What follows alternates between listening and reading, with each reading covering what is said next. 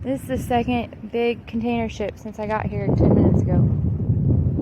Busy today. Quite often it's just a lot of this over and over and over and over. But honestly, you kind of learn to use some of the elements to your advantage. For example, it is sunny out today, which is great because a lot of times the sun will make certain objects shine. Like the light will reflect off of the glass, so it's easier to spot. This isn't a great piece of sea glass, but obviously, like, if this were buried and you were just sort of looking around, you might catch the light reflecting off that. So here is a good example.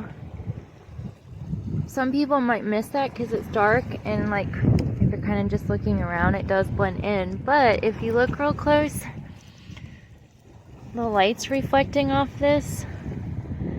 So it's obviously glass, black glass. Let's see if we hold it up to the light.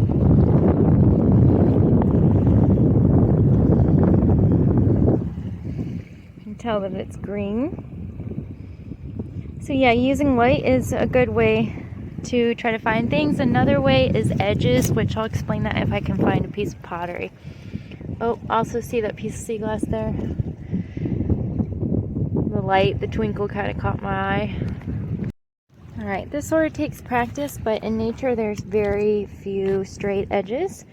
So this piece of pottery caught my eye, one, because of the light is reflecting off the finish, and two, those are very straight, squared edges and sides there. So it's another way if you're looking at like a whole lot to kind of catch it. Another quick example of looking for the straight edges.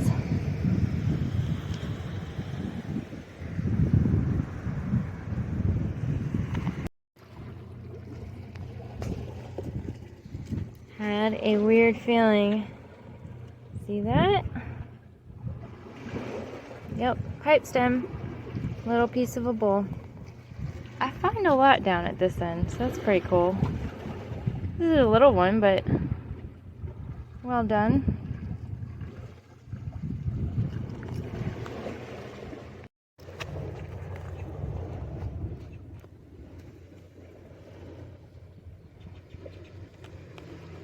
Here's another kind of obvious tip, but look for different colors as well.